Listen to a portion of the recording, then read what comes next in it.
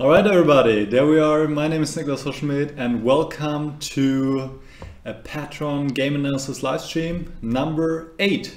So as usual in these live streams I'm going to analyze the games of my patrons from patreon.com, and for today we have 2 games, so we'll get to them in a second, but first we'll wait for a few more moments as still people are coming in. And we'll wait for a few more moments for sure, and then we'll get started. And I want to take the chance to first of all clean up whatever is this on my face. Okay, this is done. And then I want to take the chance to thank all my supporters from patreon.com. So let me give a shout out to those people. Let's begin with Ian. Also, we have a game of Ian today. So Ian, thanks for being, but at this time already, a long-term supporter of mine. I really appreciate it. And I'm looking forward to provide some insights and provide some help with your game today. Then Mario Javaro Rodriguez. Also, we'll have a game of Mario today. So muchos gracias, Mario, for supporting me. Then we have Dusty. Dusty, unfortunately I haven't heard from you yet, but if you by any chance are watching right now, then please feel free to reach out to me and ask me any questions or send me a game to analyze. You're definitely entitled to that. And then there are a lot more people, and actually you can find names in the description, and I'm not going to go through the list now because it would take a while, and I think rather we are about to get started. And I see some people in the chat. Hello to everybody, and Mario is also here, and Mario will get started with your game in a second. Mario asked a question. Mario, you're saying it would be great if you give us an update in your plan to reach the top 100 players in the world. I don't know, maybe you saw it, it was on the Patreon page, Mario. There recently, after my US trip, I made an update video, a little bit talking about what's been going on and my recent progress. I can say as of right now, I'm above 2600. That was the first step, of course, first milestone to reach, but I still need to gain about 50 points. So I'm not quite there. I mean, it will still take a lot of work, but I'm still optimistic. I'm training every day and I'm getting better, and I think I can do it, but it's not clear if I can do it by March 2018. I have to be honest about that. But progress is there, and we'll see how the next tournaments are going to go. All right, let's get started, everybody. And like I said, we'll begin with the game by... this is not looking right. Hold on, everybody. There we go. This is looking better. Okay. Great. So, Mario. I have to do it in a way. Let's see, I still want to be able to see the chat later on if I need to. So let me move this. Sometimes it's a little bit tricky with this program because if something's in the way, then it shows up on the board. Okay, here we go. Let's get started. Game 1 of this live stream, Patron Game Analysis live stream. Mario, and you played against Alexander Landerman, who I know myself. Did I ever play against him? No, I've never played against him, but he's a strong grandmaster from the US. He's rated about 2600 ELO, so a very strong player, and he did quite well in the recent World Cup in Georgia. Beat world-class man Pavel Yanov 2-0.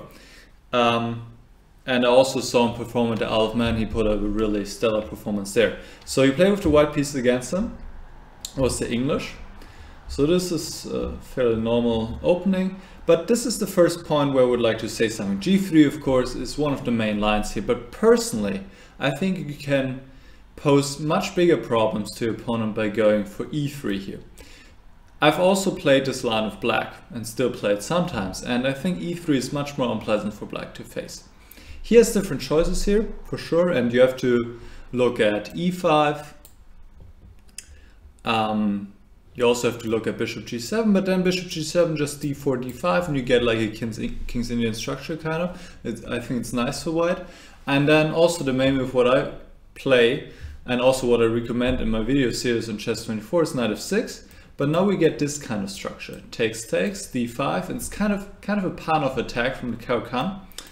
And this offers, I think, white good chances to play for an advantage without many risks. So you might want to look into this, because I think it's a better try to fight for an advantage for white than g3. Because here black has several attractive setups. What your opponent did is fine. Also what I like to play here is e6, knight g7 with black. And I don't see any problem for black there. It's very simple to play, and I don't see any difficulties really. So that's just an opening tip for you here. d6, castle, e5, d3, knight g7. So far, this is all has been standard. Now you're playing bishop d2.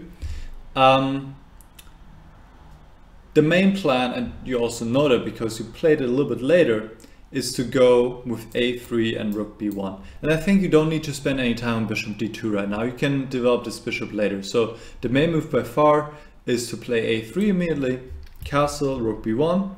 Now white is threatening b4, so black stops it by going a5. And here the main move is knight e1, but with the goal to bring the knight to e3, but white is just not in time. If white was able to play knight e3 and stop black from going d5, he would take control of the d5 square and enjoy a comfortable advantage, I think, or at least be a little bit better, but black's just in time to play d5, and I think if anybody's more comfortable here, it is black, because we get this kind of Maroczy structure with reverse colors. It looks like Sicilian now, but reverse colors. Black has more space, has a good bind on the center. I think this is more comfortable for black already, even though it might be about equal. So instead of this plan with knight e1 here, maybe just now play bishop d2. Sometimes the idea is to then go knight d5, then go b4, maybe you can put the knight on b5. But in general, I think the black setup is very sound, and I don't think there's anything wrong with the black position. I think it's just about balance, and it's not really the most promising try to play for an advantage with black. Sorry, with white, of course. Let me check the chat real quick. All right, let's keep going. Castle, e3. And I was surprised to see this move. And okay, this will sound maybe a little bit harsh, but from what I can see from your moves here is that you don't really are familiar with this kind of position, and you don't really know what you're doing. E3 doesn't fit in really at all. E3 would only make sense if you want to play d4, but obviously you cannot play d4 here. There's no way for you to play d4, and otherwise I don't see any purpose for this move. You don't need to stop knight d4, it's not a threat. You could just take and then play knight d5 or whatever. I mean, black's not going to play knight d4 here.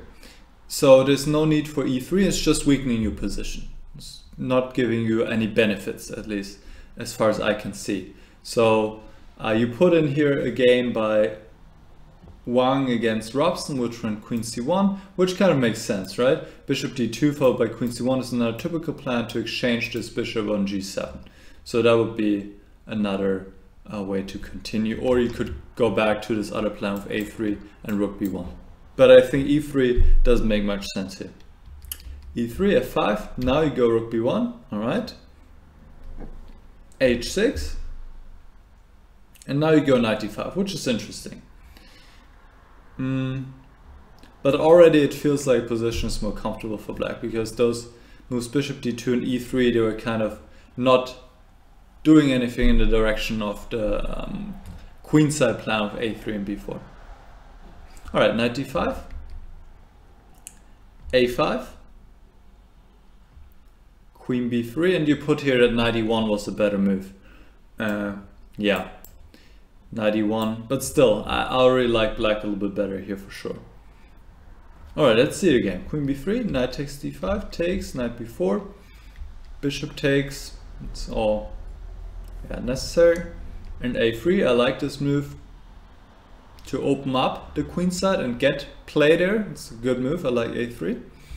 Takes, takes. Okay, here your opponent missed a chance to be significantly better with rook a5.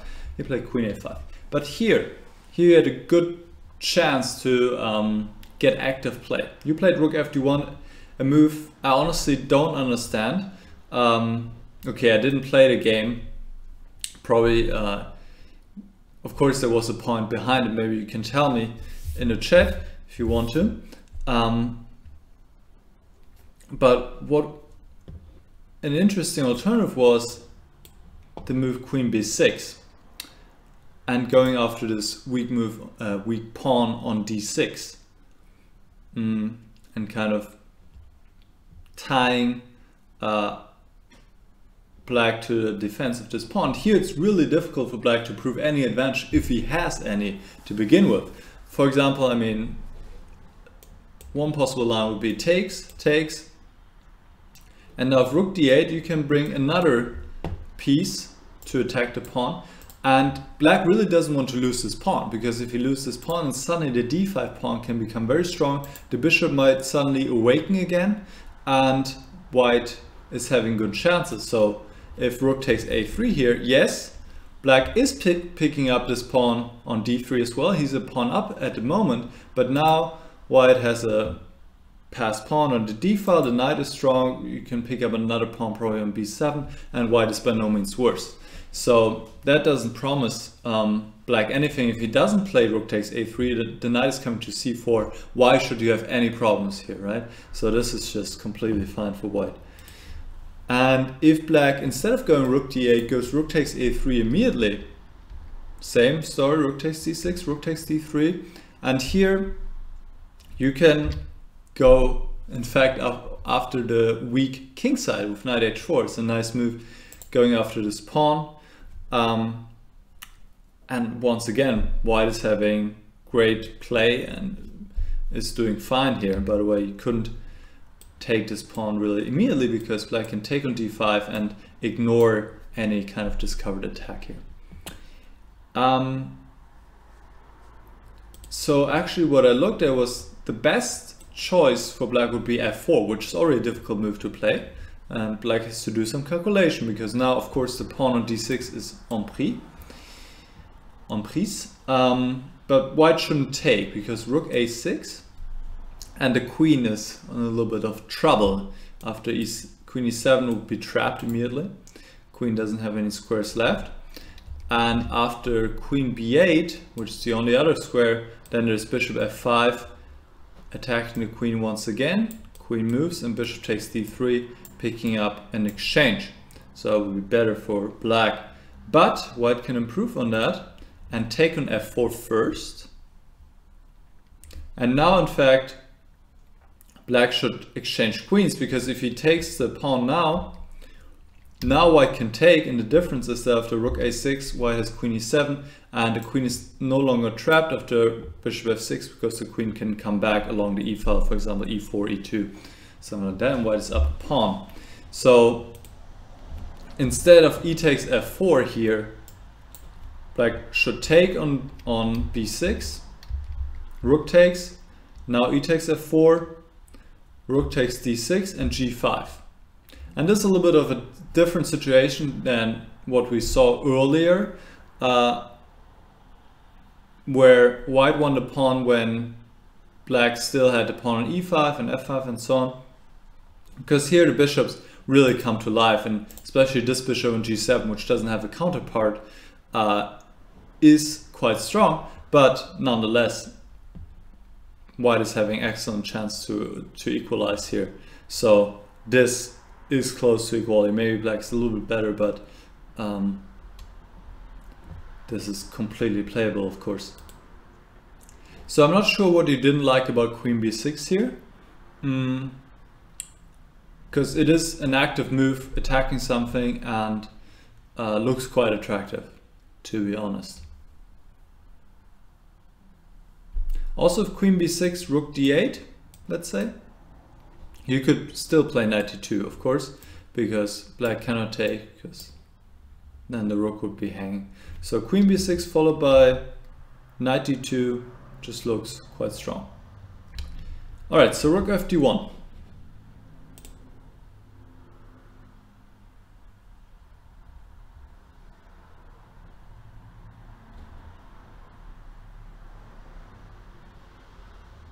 All right, Mario, I'm reading your comments in the chat right now, and you said you consider queen c1 instead of e3.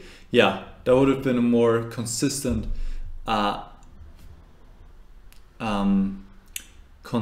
follow-up to play possibly bishop h6. And then you're saying you played rook fd1 to play knight d2. Okay, this makes a lot of sense. Rook fd1 to prepare knight d2, I can understand that, yeah, of course. That's a good idea, yeah. Even though, like I just pointed out, queen b6 is stronger. Now queen takes a3, knight d2, queen a5, knight c4, queen has to come back, and now you play queen b6. And these moves you played, I think, good chess. Queen b6 is very possible. Another move I looked at and also liked was rook a1. The point is that black is really kind of struggling here on the queen side. He doesn't want to give up the a file, but he has to. I mean, he can either play rook b8, but now queen b6, takes, put the other rook on b1, and you have excellent compensation for the pawn. I mean, I would prefer white here. It's not clear how black will get any like active play. I mean, he's not worse, but it seems easier to play for white for sure. And after rook a1, if black takes, then suddenly you might even bring the rook to a8, and again you have ideas like queen b6 and going after this pawn, and it looks also like you have good compensation. So that was another option, but I think queen b6. The only problem is that now black has this move, right? So maybe rook a1 was a little bit better, and this is about prophylactic thinking and thinking about the response of the pawn. Of course, he's not going to take on b6, but he'll play something better, rook a6, and that allows him to defend the pawn from the side, which is usually what you want to do with rooks. Rooks rather like to defend pawns from the side and from behind, because it allows them to be, it allows the rooks to be more active. All right, rook b3, nice move. e4. Yeah, here your opponent actually went astray. D takes e4, rook a4, knight b6. That was just not a good continuation you chose. And here I can understand, of course, you want to simplify matters further, right? You saw, okay, I can go into opposite colored bishops, into an endgame of opposite colored bishops, and probably a very good chance to draw, and you're absolutely right with that. But what you didn't realize is that you're already better here. And that's okay, that's very common, right? For one, you were kind of worse before, you were down a pawn, and also you're playing against a much stronger opponent, a strong grandmaster. So we automatically kind of are in this defensive mode where we're like, oh yeah, a draw would be a great result, but you always have to keep your mind open and realize that you can also beat these guys. You just saw how he went from a clearly better position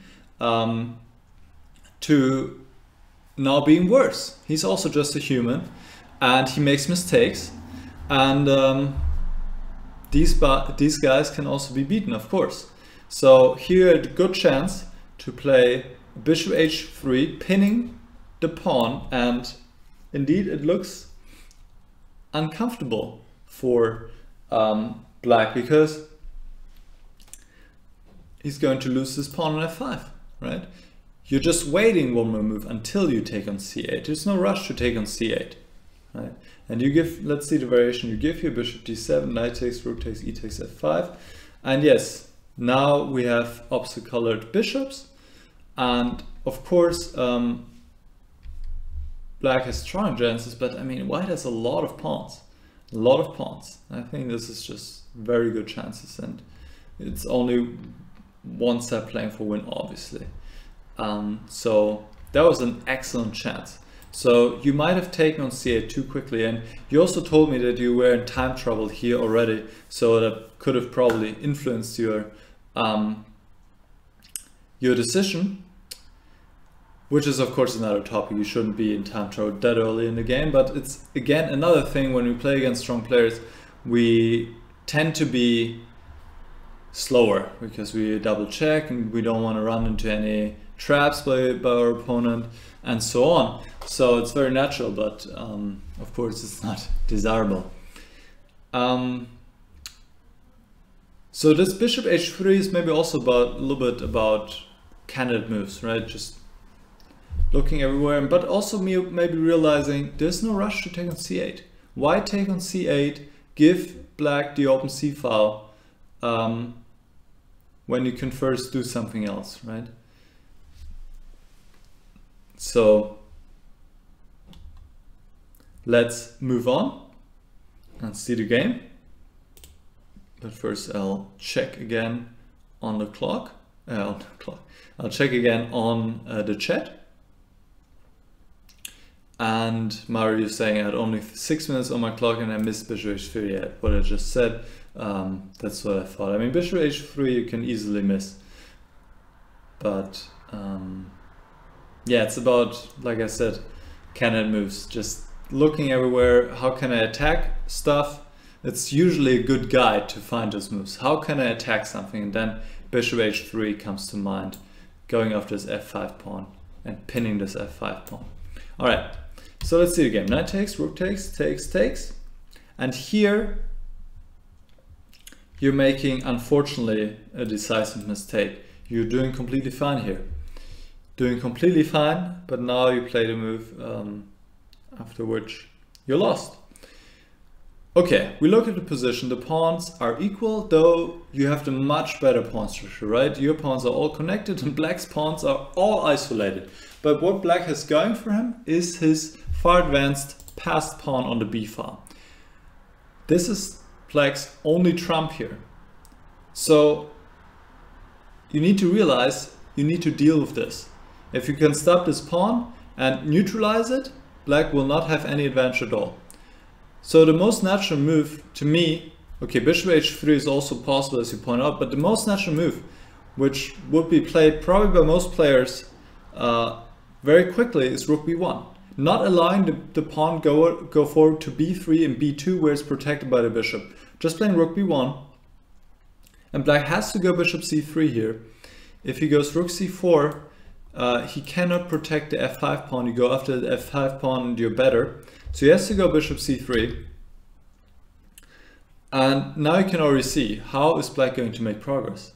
He isn't, right? I mean, not for now at least. He cannot play b3, and he has also a very hard time to prepare b3. He would need to play something like rook a8, rook a3 or something like that.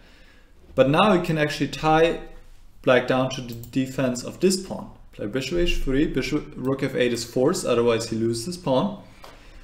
And now king g2, king g7, king f3. And here you can actually force a draw pretty much. King f4. And why is it a draw? Well, black cannot make any progress, right? He has to keep this pawn defended. He can push the king away, but then he has to come back, right back to defend his pawn again. And what else can he do here? You can just wait, and let's say rook b3, the rook has to defend his pawn, you can just wait and nothing black can do. So that would have been a draw. So e4, maybe you only considered black taking on e4 and thought, okay, well then I'm gonna get my bishop to a diagonal, but still, why allow the pawn to reach b2?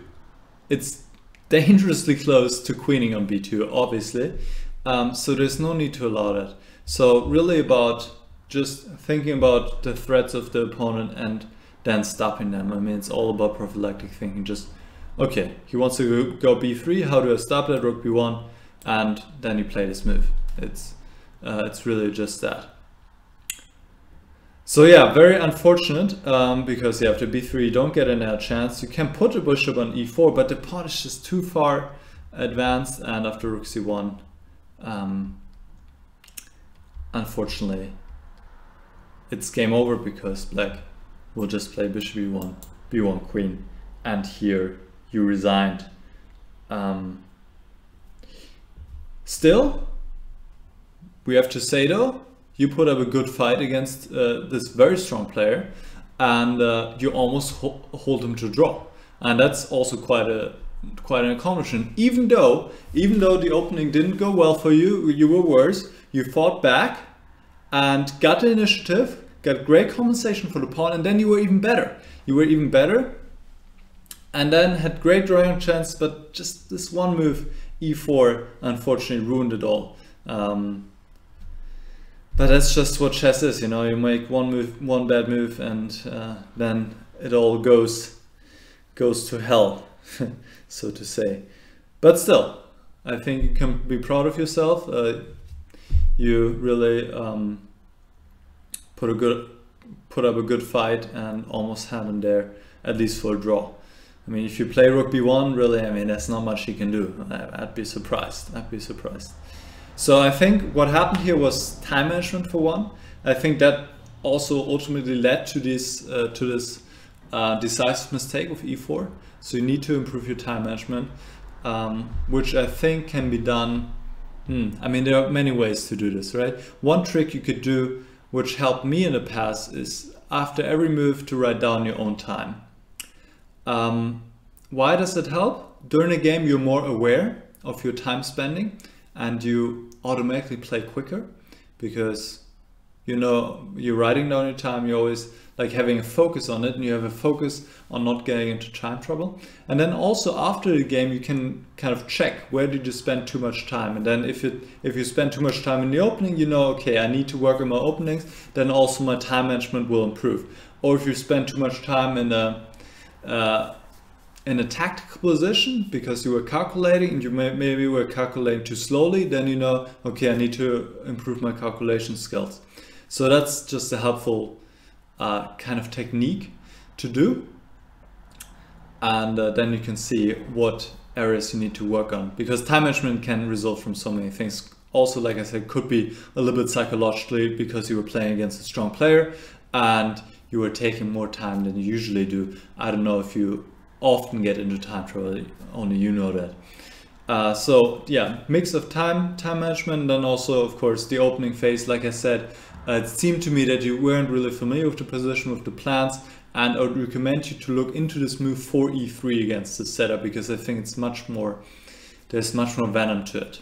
Okay, I'll check the chat once again to see if you have any comments. And yeah, exactly what you were saying. Sometimes we tend to underestimate our position when we play against a much stronger player. Yes, of course, I know myself. We're intimidated, we're having respect, and respect is fine, but we still need to play like we would against anybody else, right? It's difficult, of course, but it's just in our mind. We shouldn't care about who we're playing. We should just always try to play the best moves, and just do it, right? And then, of course, thank you for your nice words, and of course, I hope that this was helpful for you, and let me know if you have any more questions, Mario. All right, moving on to game number 2, and game number 2 by King Hunter, and King Hunter was playing with the black pieces. Just take a quick sip,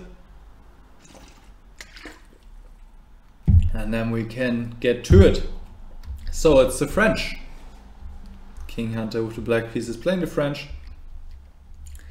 And knight e2 is not a very common move here, I think, but of course it's possible. Idea is to support the pawn chain of c3. And here took on d4, where I wasn't sure. I'm not that familiar with the theory here, but it seems there's no need to take on d4 already. I don't know if it has any drawbacks, but usually most people go knight c6 first and then maybe queen b6, and they don't take on d4 right now. So you might want to look into theory here. Takes, knight c6, f4, bishop b4 check, king f2, castle. I think this is all fine what you did here. In f6, I'm not sure if you were still familiar with this, but it's exactly the right way to play. If the opponent's king is in the center, you want to open up the position to get to him. And here, of course, the king on f2 is quite vulnerable. And if black is able to open up the position, he has a very good chance. And here you had a chance to blow up the position completely and put immense practical pressure on your opponent. You play queen b6, but instead the sacrifice, which is very typical in the French, to take the two center pawns, giving a piece and opening up the position. And especially against the king here on f2, black is having great compensation, is actually already objectively better. So this position has occurred already in several games, and twice white chose bishop d4, but also once queen b3. But now knight g4 check, king g1, just take the bishop. White cannot take on b4 because of this fork. And after queen takes e3, just queen d6, preparing bishop c5, and then trying to get those pawns going forward. I mean, you have two pawns already for the piece. You have the bishops, you have the center pawns, it's also important, and the white king is in a not so great position, so black is doing absolutely fine here, more than fine. The other move that was played was bishop d4, but now just knight c6. a3 bishop d6 was a game by Cordova, and bishop d6 here, preparing e5, e4, and in a practical game, I mean, this is a really difficult position to play for white, so this was the way to go. Well, I don't know if you considered the sacrifice or not. Also comes back down to candidate moves once again. Always check those moves that take something. And of course, which moves do we have here? Not so many, right? Rook takes f3, knight takes e5, this knight takes e5, knight takes d4, that's it. And of course, you can check those moves very quickly, right? Some moves just require seconds, just seconds. But some moves you'll see and be like, maybe I want to invest more time calculating this. Is this actually a possibility? And then you start, and then you maybe realize, okay, this gives me a great compensation. Of course, you want to be sure before playing such a sacrifice, so you want to see at least, you want to get a good feel for it. But even on like general terms here, getting two center pawns and then with the white king in the center, it just makes sense, right? All right, let's see the game. Queen b6, h4, and here you actually have to take on e5. You actually now have to take on e5. Because of the rook f7, your position becomes so difficult. The problem here is you have less space, but that's not the biggest problem. I mean, there's another problem connected, your king. Your king is really weak. And why is that? Because your f-pawn is missing. If the f-pawns were still on the board, position would be pretty normal, right? If you imagine there would be still an f-pawn on f7, a pawn on f4, okay, you'd be still having a little bit of problems because of your lack of space, due to your lack of space, but it wouldn't be a big deal. But without this f-pawn, your king is just so weak. And we'll see this actually in a game. You'll come under a tremendous attack. So you need to do something here drastically. Otherwise, you're just going to be steamrolled. Okay, so rook f7 is not the way to go. And knight d takes e5. Actually, at this point, it's much more difficult to calculate. But this, you had to play this move. It's much more difficult to calculate, but it works. It just works. D takes e5 is forced because the knight, of course, is pinned. And now there's this move d4. The point is, if the bishop moves, there's d3 check, winning back the piece. Because after bishop e3, there's d takes e2, attacking the white queen on d1. So white has to take on d4, but you will win back the piece here. Bishop c5, threatening bishop takes d4, queen takes d4, rook takes f3 check, or queen takes d4 of course, king g3, bishop takes d4 now, queen takes d4 doesn't work because of rook takes f3 check, and then winning the queen. So knight takes d4 now, rook d8 wins back to peace, and you're doing okay. Okay, so probably better for white is knight takes d4, but similar. Bishop c5 once again, king g3, rook d8. But here, okay, maybe white can claim a little bit of advantage in the endgame, but of course you have good chances to defend this endgame. And it's not a big problem. A big problem is what we saw in the game. That's a big problem. So knight d takes e4, e5 had to be played here, because like I said, otherwise when white consolidates and puts his king into a safe space, your pieces are so bad, right? Your knight, what is your knight doing on d7? It's absolutely terrible, and your bishop is not coming out, your queen, they're all like useless pieces standing around. And I've been in a similar situation actually, where I've also played some kind of French line. The same thing happened to me, and I just got killed.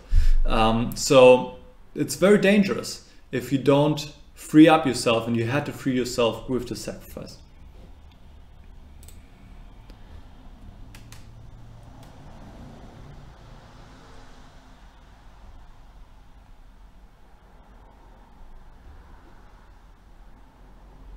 All right, let's keep going.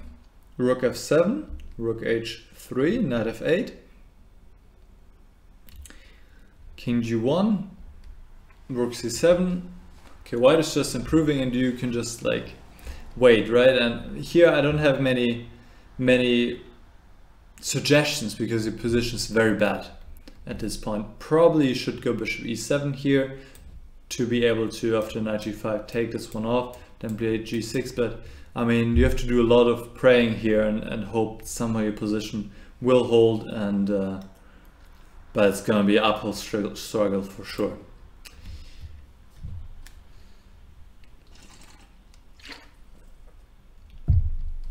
Knight d8, knight g5, and for white it's so easy to play, just attacking, right? Rook g3, king h8. Okay, now your opponent decided to do a little sacrifice kind of, which works, but I'm not sure if it really helps him or was necessary in any way. Okay, doesn't matter, we're not looking for your opponent, we're looking for you. And here you had to play bishop c6, which is also a move you want to play, right? You want to get this bishop to this diagonal. Maybe you're afraid of d5, but then it comes down to calculation, right? Here after d5 you can take on e5, hit the rook on g3, hit the pawn on d5, just doesn't work for white. So first maybe bishop c6 looks like a losing move because of d5, but then you have to look further. Always calculations, always these small tactics, right? These small tactics, 1-2 moves, it's always important to see those. That's just such a fundamental skill to have. So I can just recommend to everybody, always train your tactics. If you're training anything, if you only have a little bit of time for chess every day or even in a week, then spend it on tactics. It's the best spent training in terms of chess. Queen d7, bishop f5. Now queen d5. Queen d5 is also a mistake, but now it gets a little bit tricky. You need to play rook d8 here,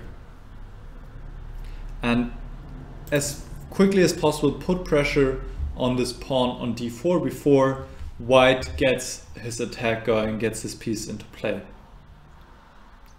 For example, now after h5 you could go bishop a5, further put pressure on this pawn and put in the bishop on b6.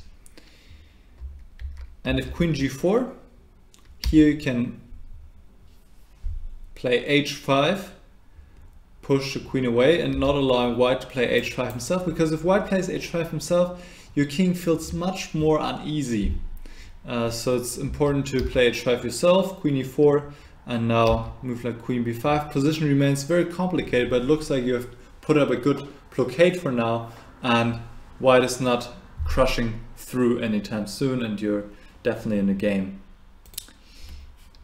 All right, queen d5, queen g4, and once again, h5 should be played here. Also, white is having a threat right now. The threat is to go bishop e4 followed by d5, and if white gets a pawn to d5, it's going to be really difficult, because right now your knight is putting up a nice blockade here on e6, right? It's defending pawn on g7, and everything's good. But if white plays bishop e4 and d5, oh no. So you had to stop that. You absolutely had to stop that. And rook d8 is not stopping it. But fortunately your opponent didn't play it. You need to play h5 here. And then the best white can do is go bishop e4. H takes, bishop takes d5, and already being in an endgame I think helps you, because your king was less safe than the white king. And when your king is less safe, then of course it makes sense to take off the queens, because with queens king attacks are much more likely. But now you have rook d8, and that's important, because here okay, either white gives up the bishop, which he shouldn't do. It's an important guardian of the light squares, let's call him like that. But after bishop takes b7, you can remove one of these strong connected central pawns, and you have good chances here to hold. I mean, still white is clearly better, but this won't be easy to win for white. But after rook d8, like I said, if white plays bishop e4 here, followed by d5, I think it's game over. Instead your opponent makes a huge blunder, rook c7. Of course you cannot take because of checkmate. But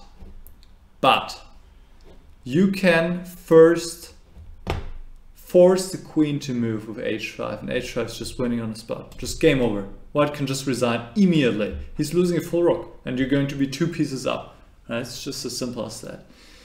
So this is just candidate moves. Just candidate moves. Moves that attack something. Always check those moves. Moves that take something, moves that attack something. If you always check those moves, you will never miss such a move. Right? I mean, I don't know what the time situation was, but just before, at least in a maybe more complicated position, but even in almost any position, it just pays off to scan a position for all the candidate moves, to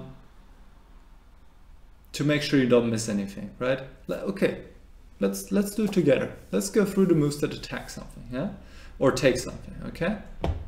Queen takes d4, queen takes e5, queen takes a2, knight takes d4, knight takes c7, bishop h5, h5. Okay, and of course attacking the queen is more of more priority than attacking another piece. You could also look at g6, attacking the bishop and f5. You know, we could look at bishop a5, we could look at bishop d6. Of course there are a lot of moves, but intuitively some moves you will spend 1 second or less, right? Of course, queen takes d4 you will not consider for long, or queen takes e5, right? But by going through these moves and making kind of a habit, you're not going to miss a move which just gives you an immediate win, like here. So h5, I looked if there's any chance for white, if he can sacrifice the queen, but it's just nothing here, just nothing here. This is not even threatening perpetual, but black can also just play queen e4 stopping. It's just completely winning. Okay, you played rook d7. Rook takes, bishop takes. a3. Bishop e1, good move. Rook f3, knight bishop c6. King f1, bishop a5. But now you build up a good setup, right? This looks all very harmonious. Black, white cannot push you away from d5 anymore. He cannot mobilize his pawns, so you're doing absolutely okay here. Rook g3. And now you actually set it on a draw, which I can understand from the course of the game was like a roller coaster, right? First you were fine, but then you didn't free yourself and you came under this attack and it looked really bad for you. And then okay, you had this chance to win, but you didn't see it, so you didn't even know about it. And then you were probably just happy that you could escape with a draw here. But here, you're actually better. You could play bishop b6 here and go after this d4 pawn, and it's white who has to prove equality, not you. And I just read an interview with Anand, and there was a question about Karpov, and it was something about that Karpov had the skill of always forgetting all the moves that were played before in the game. Of course, he was not actually forgetting them, but he was playing like all that mattered was the current position, the present position on the board. And why is that important? Because if you see this position for the first time and you don't have this, you don't carry this baggage with you, like from the game, this emotional roller coaster, maybe in this case, where you were pretty much lost a lot of for most of the game, then you can just take a fresh look. You can just say, okay, hold on a minute. Why am I not better here? Why can't I just play? So Karpov was really good just switching. He was one moment he was losing, but then he came back and he played for a win. And he didn't give a draw or anything just because he was like, oh, I was worse before, so I'm happy with a draw. No, he was relentless. He would just play a position and see what's possible and press and see if he can win. So learn something from Karpov here with bishop b6. You could have pressed probably, I mean, king g1 is already the best move. That's not an easy move to make, I think. Quite counterintuitive, I think, king g1. And then the best white gets is this endgame, where with best play it should be equal, but it's definitely black who's trying here. So that was a good chance to keep playing. So take something from Karpov there. Forget everything that happened in the game and just focus on the present position. But even Anand said it's not easy for him, and it's one of his weak spots that he's kind of influenced by what happened before in the game. But he knows about it, so he tries to kind of counter it. But it's just something to consider maybe next time you come back from a worse position. Or you might still in your mind think you're worse when you're actually not. Right? All right, let me check the chat. I'm not sure if you were actually here today. King Hunter, it doesn't look like it. But I hope when you see this, when you get to see this, and you have any questions, then just reach out to me and let me know. And other than that, okay, let me say a quick summary about this game. I think you need to be a little bit more familiar maybe with the opening, or at least the plans, and also the sacrifice. I mean, now you know it, but you need to know that when you don't free yourself and you have this knight on d7, like you saw in this game, you're really risking to get steamrolled, and that's what you don't want to happen, right? So you were just very fortunate here that white wasn't able to finish his attack, and he made a few inaccuracies on the way. And then the other big thing, of course, was this double oversight from both of you, rook c7, and then you could win with h5 on the spot. And that's where you just candidate moves, solve tactics, and always do the scan of the candidate moves, looking for all the moves that take something or give a check or threaten something. Just all moves that force some kind of reaction by your opponent, right? Those are moves to check for sure. All right, King Hunter, I hope this analysis was helpful for you. And if you have any questions, just let me know. To everybody else, I'll check the chat now and see if there are any open questions that I should address. But other than that, we're pretty much through. So, all right. Guillaume Perrault Archambault is saying something about pronunciation. I probably mispronounced your name completely there, because I'm not a French speaker, or sorry, whatever, wherever you're from. Thank you for that. Open up, not open up. Okay, open up. I'll keep that in mind for the future. I'm sure I make a lot of mistakes also. When I speak too fast, I just, you know, just miss vowels and whatever. And Schach's asking if I have soccer running in the background. No, I'm just living close to a big street. I guess that's why I close the windows, but there's nothing I can do really. And there are no soccer sounds in the background.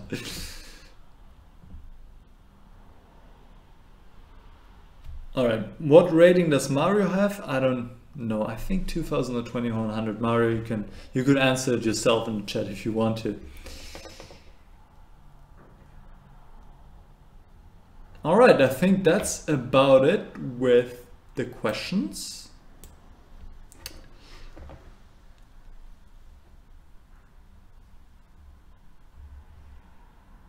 There was one more question about the Anderson opening. Raven Kelly, I don't know the Anderson opening. And when the next stream will be? Next stream will be next month. There's always one stream per month where I do those Patron game analysis. Actually, if you are German, if you're watching right now and you're German, I can let you know there's going to be a stream tomorrow in German where I'm doing the same thing, where I'm also analyzing games but in German. So tomorrow at 7:30 Central European time we'll have another stream, but the next English stream for game analysis at least will be in December, so next month. All right, everybody. I hope you enjoyed the analysis. I hope you learned something today. And if you're also thinking about sending me a game, then, well, you can either send me an email. You'll find the email in the description.